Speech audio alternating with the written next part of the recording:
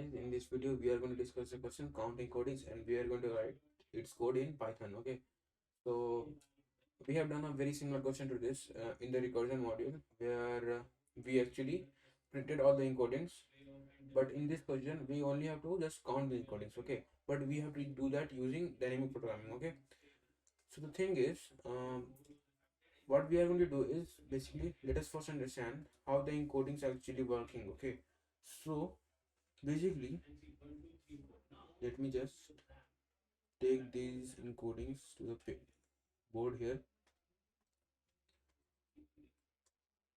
Now uh, how what we are supposed to do that is that we have been initially given a string str. Okay, or since Python str is a keyword, so let us just say we have been given an input st.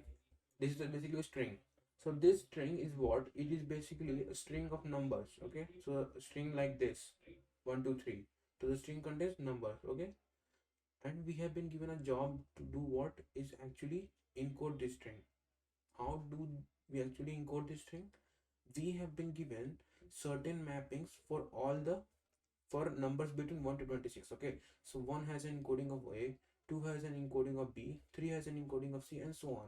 Okay, so the first thing that we can derive from here is that no numbers greater than 26 have an encoding. So basically numbers after 26 don't have an encoding, so all the numbers after 26 won't have a direct encoding. This doesn't mean that we cannot encode this. Uh, we cannot have a single direct encoding of this. For example, 26 have a single direct encoding as z. For numbers like 27 and above, we would have to consider one digit at a time because uh, 27 at once don't have encoding. Okay, I hope you get the point. Same, another thing that we can understand here is a very important case is the case of zero. What if we encounter a zero? The first thing is that it is already given in the question. If the given input starts with zero, this means it is an invalid input. So basically we won't be given any case where the input is starting with zero, so that would be invalid itself. Okay, but there might be cases when we encounter zero in the middle. What will we do in that case? We will discuss this later on. Okay, so let us just first discuss the example, the basic example, which is what 1 2 3. Okay, I have to encode this 1 2 3.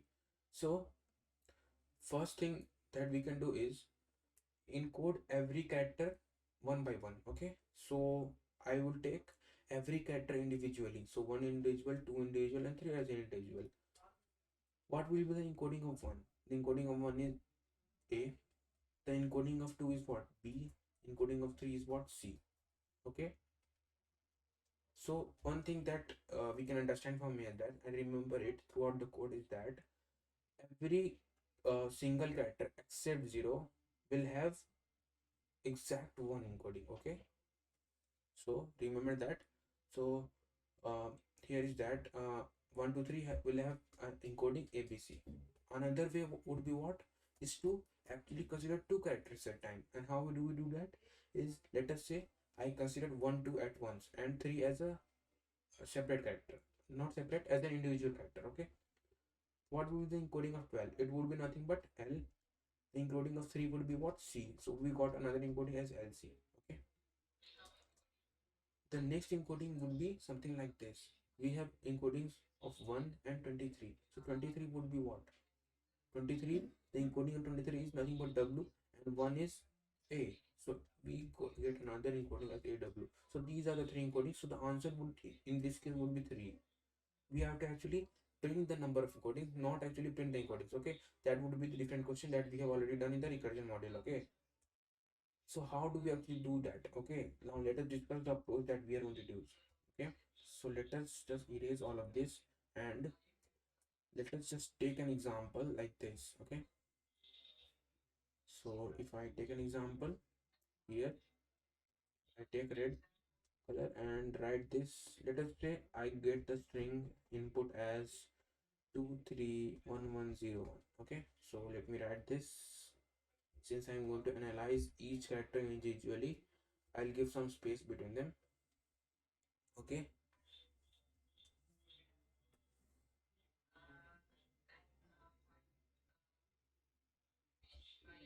Add this like this.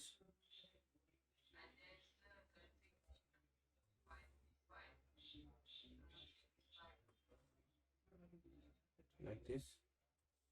Okay. So what I am going to do is that I am going to write the encodings as we proceed along and count the number of encodings that we have done. We don't have to actually print the encodings. I'm just going to write them just for a better understanding of what encodings are actually being formed. Okay. So let us start. Okay.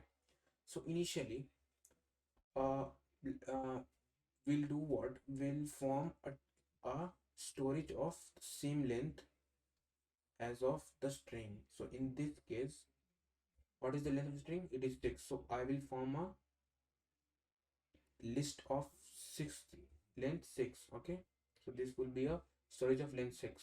Okay, here we'll store the count of encoding. So what steps do we do in an dynamic programming question? Okay, so this is nothing but a DP. Okay, so in a tabulation question, what steps do we do? The first thing that we do is nothing but actually the first thing that we do is what? We assign a storage, then we assign a meaning to it, right? The next thing that we do is actually assign a direction. The last thing that we do is what? We traverse and solve the TP. Okay. So the first thing I did was assign a storage. The size of this storage is the size of the string itself. Okay. Now moving up to the meaning. So what would this point denote? Okay. What would this point denote? This block, what would this contain? What would this store? Okay.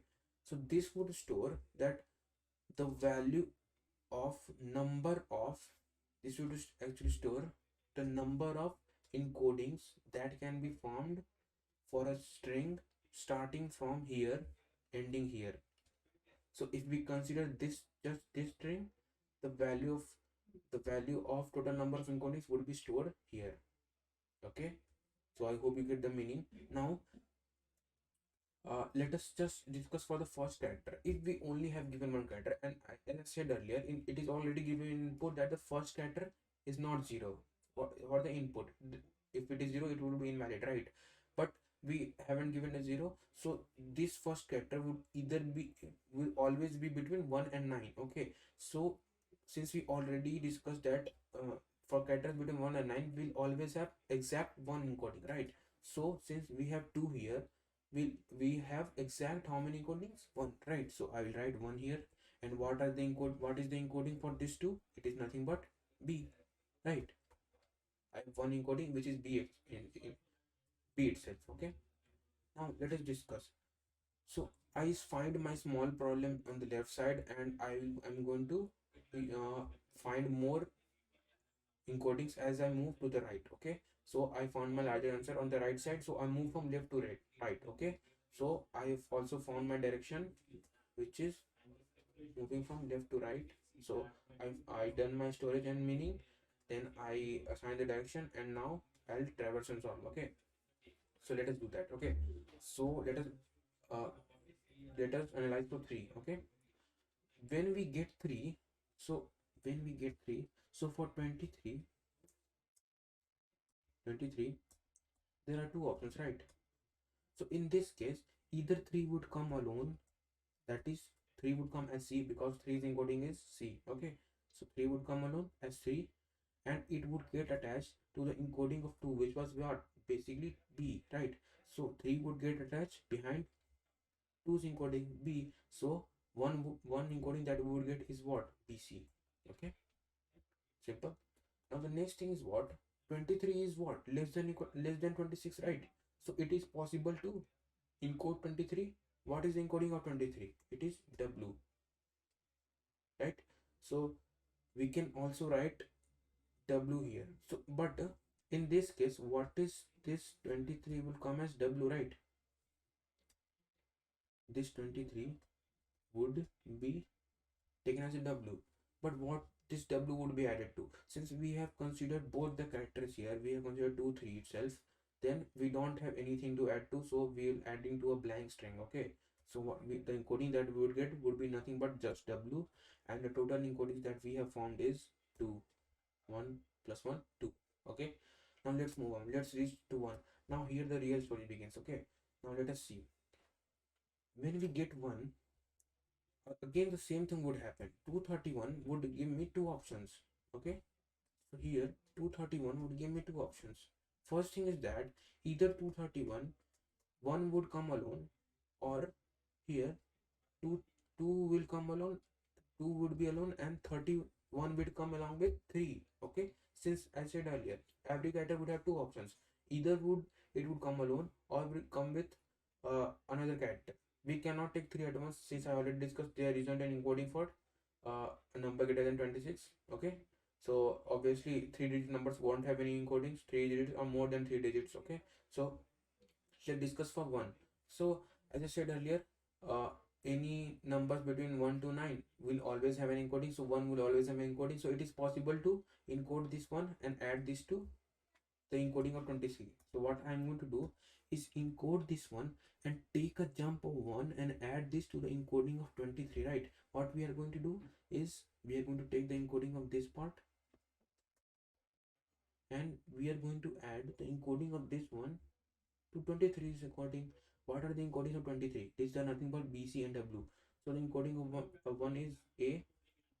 We'll add A behind the encoding of 23, which is BC, which is what? BC, and encoding of one is A, and W, for W will get WA. So what I did here is I took the encoding of 1, added it behind the encoding of this 23. So I hope you understand that. Now the second option that I said earlier, when it would come as 31, it would come along with 3. So is 31 less than 26 or equal to 26? No, right? 31 is greater than 26, so we don't have an encoding of 31.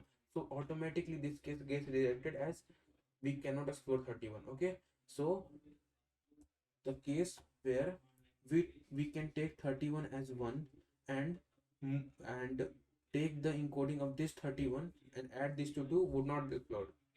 Let me say that again. If there was a possibility of taking these two numbers at once, we would have done. Since here what we did, here we encoded this one, right? Encoded this one, added this behind the encoding of these two. But in the case when we encode these two at once, these two at once, this would be added to the encoding of this, right? So we would have to take a jump of 2.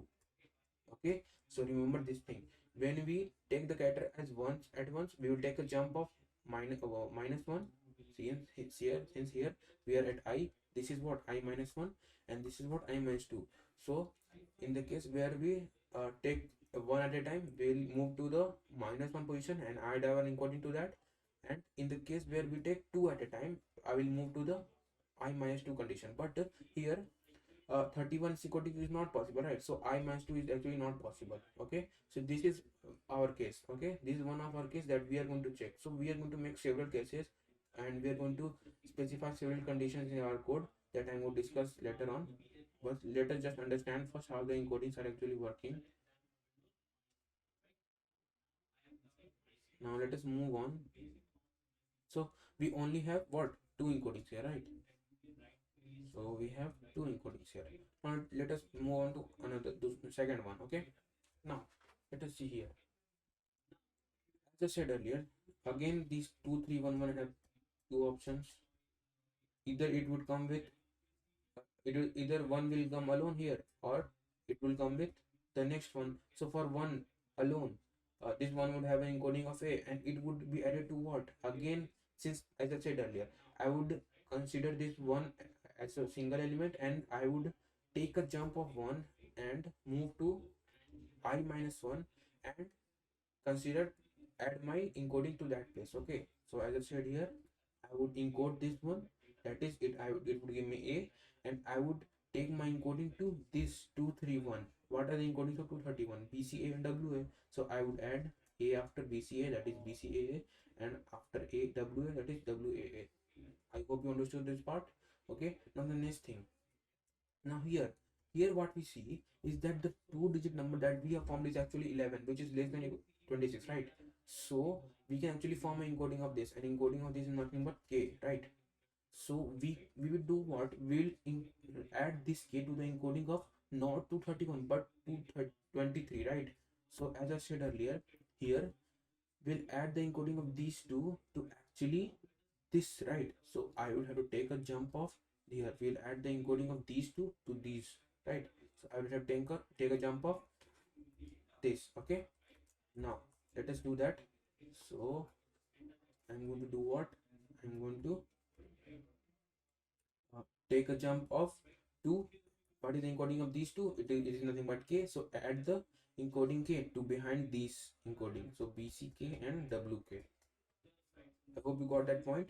I took encoding of these two and added this to the encoding of the remaining, which was 23, right? 23 bc plus k is bck w k. Okay, so I got the point. So how many encodings did we actually get? We got 4 encodings. Okay, now let us consider 0. So 0 is, as I said earlier, 0 will be very important for making our cases, right? Our conditional cases. Okay, now let us see. When we encounter 0, this is what a preceding 0, right? It comes after the previous element. Okay, the previous element was non-zero. Okay, so when we get a preceding 0, that actually proceeding 0, okay, not preceding, proceedings come before.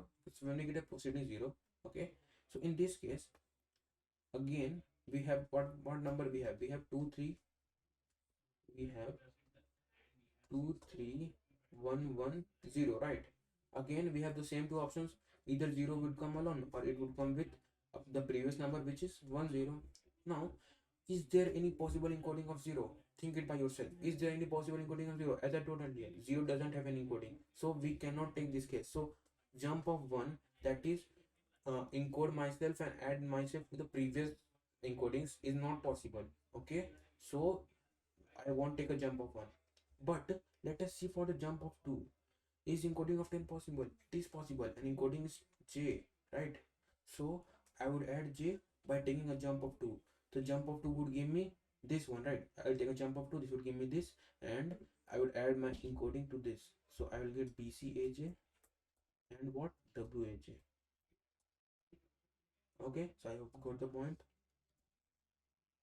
So total encoding that I get is nothing but 2. Now for the last one, okay, so now is the case of preceding zeros. So see what happens here. Okay, now we get the whole number. Okay, so I have the number 2311101. Again, one will arrive alone, or it will arrive with 0. Okay, so if one arrives alone, what encoding does one have? One have encoding as a. So we can always add a to the encoding of 23110. So I will take a jump of 1 here and add my encoding to this 23110, that is bcaj and a and waj and a. Add my encoding to this too. Now let us consider for jump of 2. What would a jump of 2 actually give me? So jump of 2 would give me 0 1. So as I said earlier, when a string start with 0, it is invalid. We cannot form a encoding for that. So 0 1 would actually give me invalid. We cannot evaluate this case. So when we have preceding 0, that is the previous 0 is previous character is 0, we cannot take a jump of 2. So remember this thing. Okay, in that case we can only take a jump of 1. So in this case we can only get these two, and our final answer is this, and this is basically our final answer, which is nothing but dp of n minus 1. This is n minus 1 index, right? So you can clearly see this is 0 1 2 3 4 5. So this is my dp of n minus 1. So I hope you got the explanation. Let us write a code for this. Okay, so just remove it. Okay, now let us start coding. So first thing I'm going to do, I'm going to take let us just see what is the input. So input is actually string. Okay, input is a string, so I'm going to take string input and st. So take an string input. I just write strip here just in case I get extra spaces. I'm going to calculate the length of string using len st. and I'm going to make a list, okay, of name DP. Let us just say it DP. Okay. Now, when I do this, as I said earlier, for the first index, for the 0th index, I only have one character, right? And I've already said it. The 0th index character won't be 0 ever again. That is an invalid input. So 0th index character would either be would always be between 1 and 9. Okay. And 1 to 9 have always an encoding, that is one exact one encoding for numbers between 1 to 9. So dp of 0 would be what? It would be nothing but 1. So dp of 0 would be what? So I will do this, dp dot insert 0 1. Okay, so let me just make this size of n. Okay, sometimes it gives an error of index out of bound type. Okay,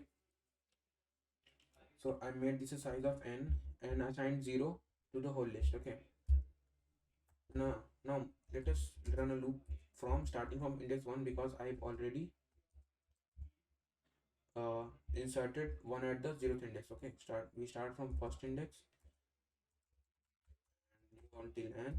Here the first thing that I'm going to do is I'm going to write the cases. Okay, so I forgot to mention this case. Okay, if we see here, what we can derive from here is that we will have 4 types of condition. Okay, the first condition is that both the previous, this is for previous character and this is the current character, so both the previous and the current would be 0, or and the next would be what? The current is, the previous is not, previous is 0 but the current is not 0. Okay, and the next would be what? The previous is not 0 but the current is 0, and the last would be what? Both of them are not 0. Okay, so the case where both of them are 0, so let us just see for this is when both of them are 0. So when both of them are 0, so what step that we take? The first thing we do is take for one at a time, right? So for one jump, what we do is encode this one and add this to the encoding up until now. Okay, so something like this. This is I minus 1, and let us say we have some encoding for I minus 2. Okay, so as I said earlier, 0 doesn't have any encoding. So I minus 1, is I minus 1 jump possible? No, right? We cannot encode this one, so this I minus jump is not possible. Now let us see for I minus 2 jump. That is, I take encodings of 0 0 at once and add this to the encodings of I minus 1 that we have found until now. Now, is this possible? I've already said strings starting with 0 are invalid. Okay, so 0 and something 0 and 0 would actually give me, actually won't allow me to take a jump of 2 also. Okay, so neither I minus 1 jump is possible or I minus 2 is possible, which means what? We don't have any encoding. So basically in this case DPI is nothing but 0. Okay, so when we encounter 0 0, we'll get what? DPI is 0. Okay, so that is what I'm going to write here. When both the previous character is what? String I minus 1 and string I, this should be string I minus 1 is equal to 0. Remember to make the 0 character here, right? Since we are extracting from a string, when current and previous are both 0, what we do? What? We'll just insert, actually do like this. We'll do dp dot insert at ith position. I'll insert what? 0. So this is not necessary because it is already filled with 0, but just for demonstration purpose I have written this. Okay, now let's move on. The next condition would be when the preceding is 0, the previous character is 0 but the current is not 0. Okay, so as I discussed earlier, when this happens, so this is not 0, this means this is between 1 and 9. Okay, so this will always have an encoding. So what we can do is we can always take a jump of 1. Why? Because let us say for like this, when the string is in like this, when it is 0 and this is something, we don't care about that. Okay, so up until now we have some encoding I minus 2, this is I minus 1, and this is, let us say 1 here. Okay, so this is my current character I. Okay, so as I know this is between what, 1 to 9, so it will always have an encoding. This will always give me encoding. So what I can do is I can encode myself and add this to my previous, take a jump of -1 and add this to the encoding up until now. This 0 doesn't concern me in this case. That is what I have discussed here, right? Here when I had 0 1 like that, I could have, I did what I did here. I encoded one, the value I got was a, and added it to the encoding up until now. This 0 doesn't concern me. I just needed the encoding. Okay, so that is what I'm trying to say, that in this case dp of I minus 1 is always possible, but dp of I minus 2 is not possible. As I discussed earlier, this will not give me any encoding, so I minus 2 is not possible. Okay, so I only have to consider I minus 1 in this case. Okay, so dp of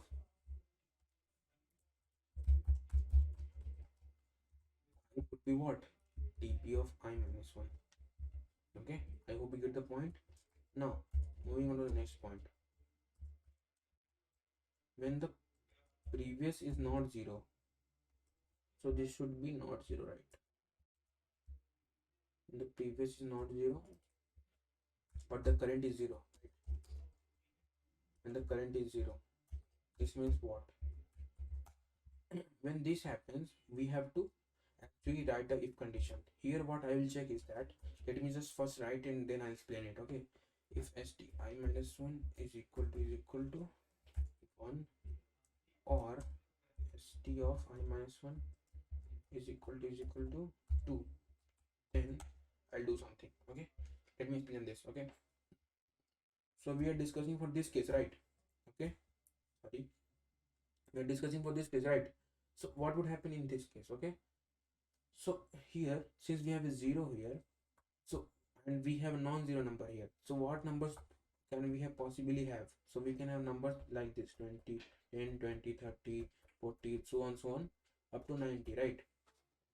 So as we have discussed earlier, number less than equal to 26 have an encoding. So basically only 10 and 20 would have an encoding. From 30 and onwards won't have any encodings. Okay, so if the number is if this number is either 1 or 2, I'll get an encoding, otherwise I won't.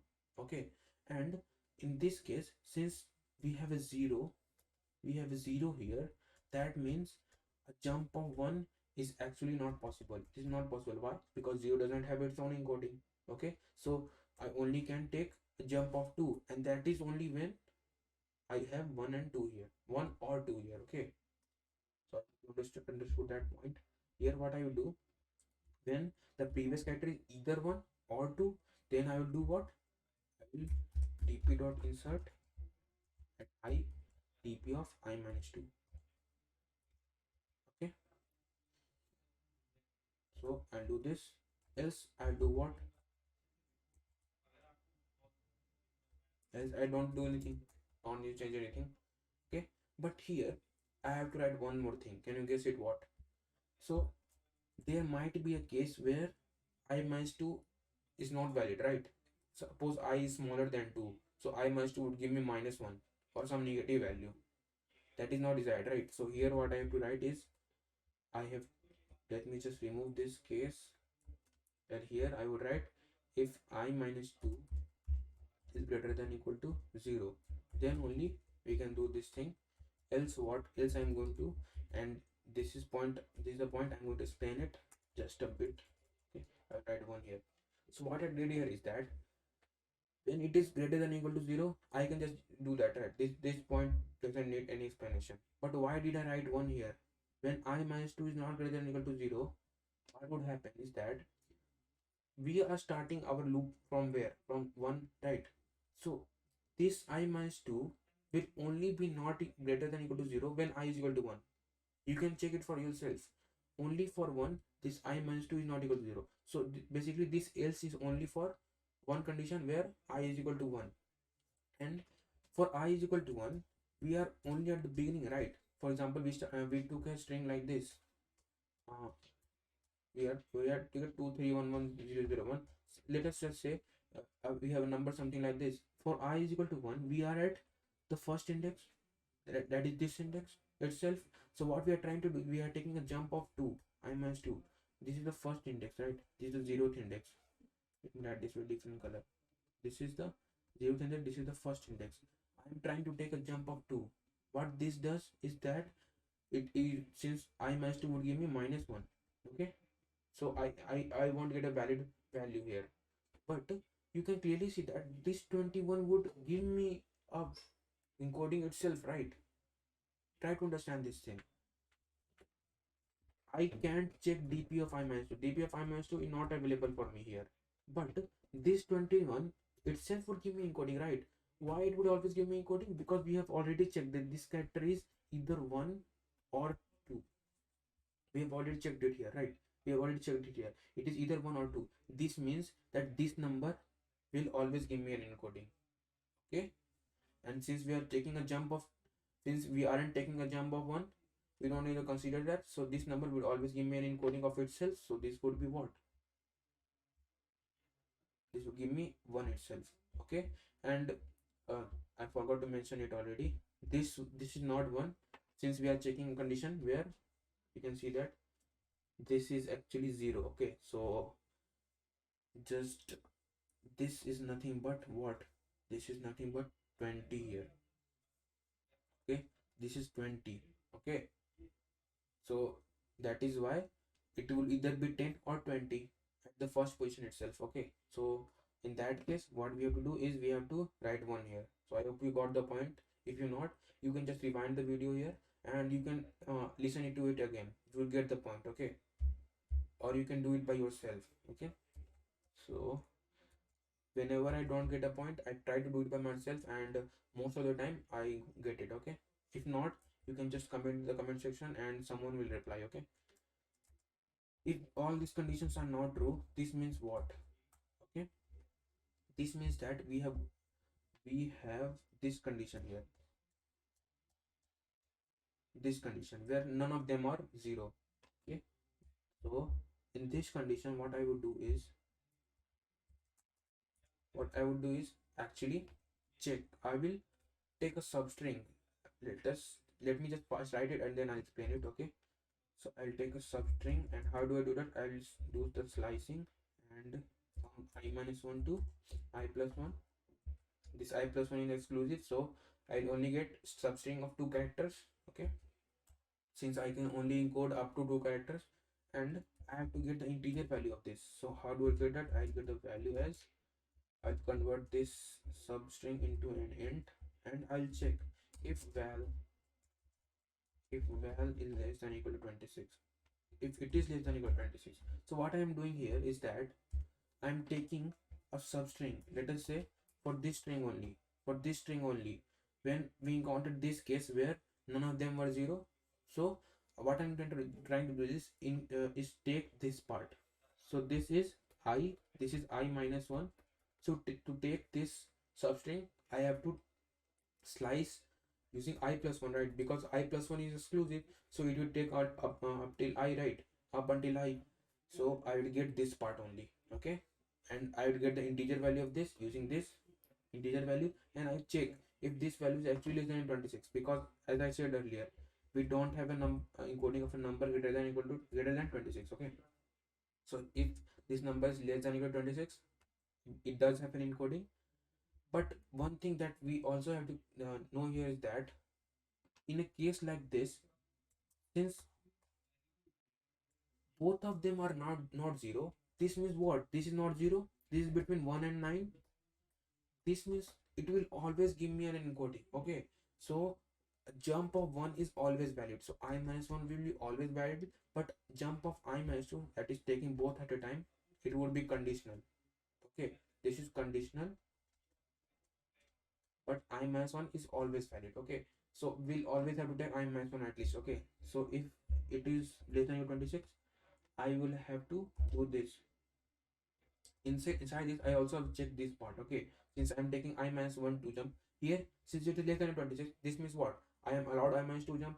So I will check again this thing here that I did earlier. If this is greater than equal to 0, I would add to my dp dot insert again at I, and since I said that I minus jump will always be taken, that is dp I minus 1 will always be taken, that is why I have added dp I minus 1. Also I will add here dp I minus 2 because I minus 2 greater than equal to 0. If not, this one will always be present, right? So if not, I will add this.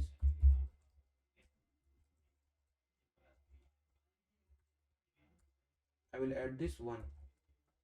So I have already explained how we got that one. Since it is for the case where I is equal to 1. So that case will always have one encoding of its own, right? That is why I have taken one. Okay.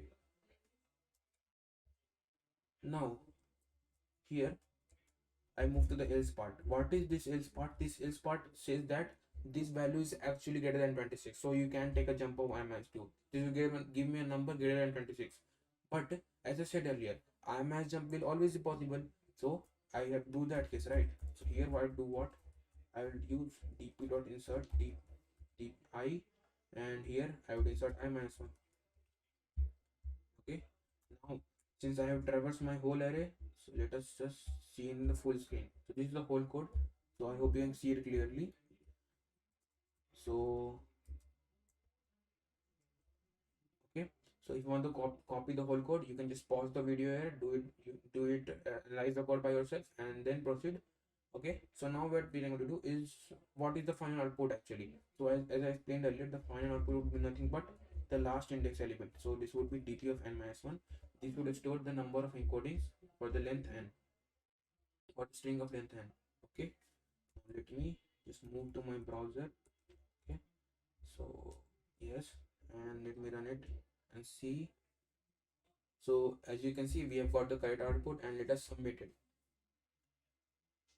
So I hope you enjoyed the video. I hope you learned something new, at least something.